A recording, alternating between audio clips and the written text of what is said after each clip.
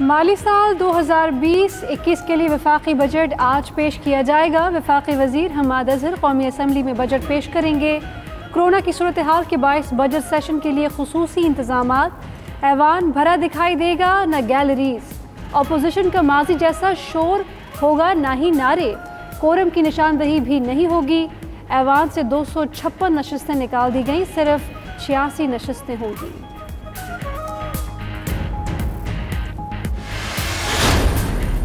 Overall GDP का growth है जो साल मुकम्मल हो रहा है उसका एस्टिमेट 0.4% है। इसमें एग्रीकल्चर की ग्रोथ तकरीबन 2.67% है। कोरोना के बायस कौमी आमदनी में कमी, मुआशी शरह नमू मनफी 0.4% रही। मुशीर ख़जाना अब्दुल हफीज़ शेख ने इक़्तिसादी सर्वे जारी कर दिया। कहा रवा माली साल मुल्क को 3000 अरब का नुकसान पहुंचा, कोई हदफ हासिल न हुआ। ज़रई तरक्की 3.5% के हदफ की बजाय 2.7%। सनती शोबे की कारकर्दगी 2.3 के मुकाबले मनफी 2.3%। खिदमात के शोबे, कपास और दीगर शोबों में पैदावारी हदफ के मुकाबले में मनफी। हम हुकूमत के अखराजात को कम करके पब्लिक के लिए जितने ज़्यादा पैसे हों वो दें।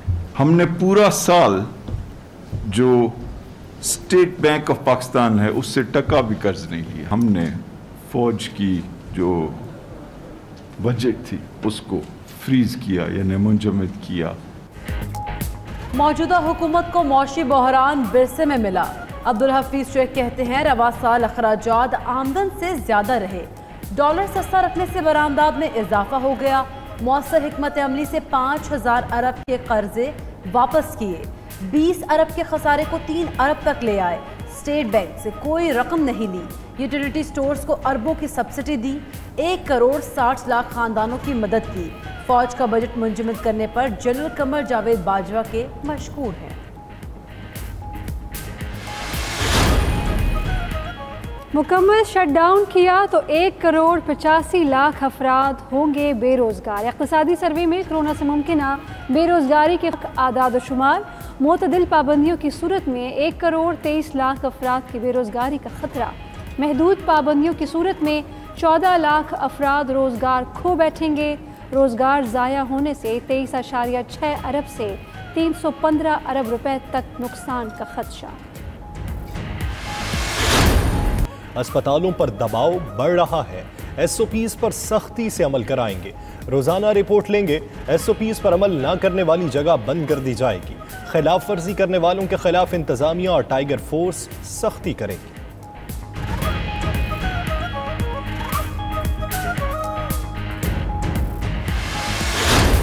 सदर नून लीग ने टेस्ट मस्बत आने पर खुद को घर में करंतना कर लिया। Army chief general Qamar Javed Bajwa का शहबाज शरीफ को फ़ोन। कोरोना पॉजिटिव होने पर इजहार तशवीश। इलाज में मुआवनत का भी पूछा। असद कैसर, बिलावल भुट्टो, असफंद यारवली, अख्तर मेंगुल और चीनी सफ़ीर के भी शहबाज शरीफ को फ़ोन। उधर आर्मी चीफ का शेख रशीद को भी फ़ोन, खैरियत दरियाफ्त की।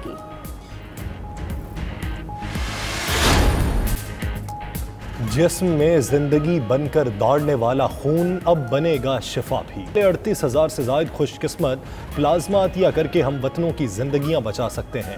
आएँ और अपना प्लाज्मा अतिया करें। 0334 1920 268 पर व्हाट्सएप मैसेज करें। 92 न्यूज़ प्लाज्मा अतिया करने में आपकी मदद करेगा।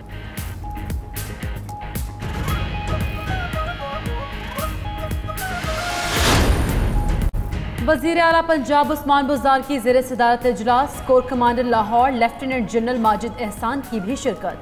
सिफारिशात को NCOC में हतमी मंजूरी के लिए पेश किया जाएगा।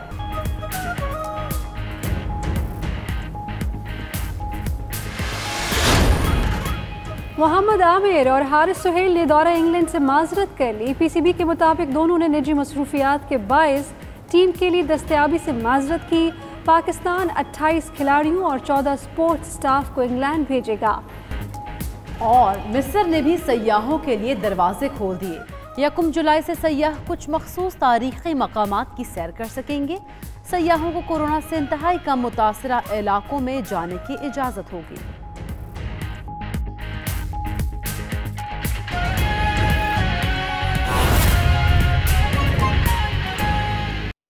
آپ کو یہ بتائیں کہ صنعتکاروں نے آئندہ بجٹ میں برآمدات کرنے والی انڈسٹری کو زیرو ریٹڈ اسٹیٹس بحال کرنے کا مطالبہ کر دیا ہے. اس بارے میں آپ کو بتائیں گے، لیکن ابھی آپ کو لیے چلیں گے مشیر خزانہ عبدالحفیظ شیخ اقتصادی سروے پیش کر رہے ہیں کہ اس حکومت کے آنے سے پہلے ایک اقتصادی بحران تھا جو ورثے میں ملا.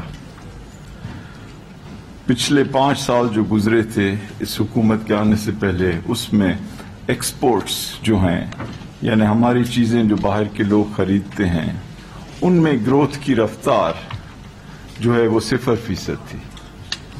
اور ساتھ ہی ساتھ جو پچھلے 2 سال ماضی کی حکومت میں کے گزرے، اس میں ہمارے فورن ایکسچینج ریزرو جو تھے وہ تقریباً 16-17 سے گر کر کوئی 9 کے قریب پہنچ گئے، یعنی آدھے ہو گئے. دوسری جانب کیونکہ ڈالر کو سستا رکھا گیا تو امپورٹس جو ہیں وہ ایکسپورٹ سے دگنی ہو گئی. اور ان تمام تینوں کا اثر یہ پڑا کہ ہمارے پاس ڈالرز ختم ہو گئے کہ ہم اپنی معیشت کو اچھے انداز میں چلا سکیں. اور سائملٹینیسلی، یعنی اس وقت میں جو ہمارے قرضے تھے وہ بھی بڑھ کر کوئی 25,000 ارب روپے ہو چکے تھے، اور جو ڈیٹ اور لائبلٹیز ہیں ان کو ملایا جائے تو تقریباً 30,000 ارب یا 30 کھرب بن چکے تھے.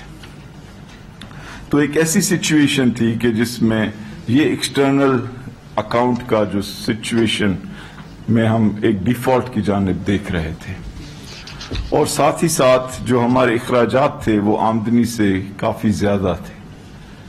اور بنیادی طور پہ ہم اپنی حکومت میں جو گروتھ حاصل کر رہے تھے وہ باہر سے قرض لے کر ملک کے اندر خرچ کر کے کر رہے تھے.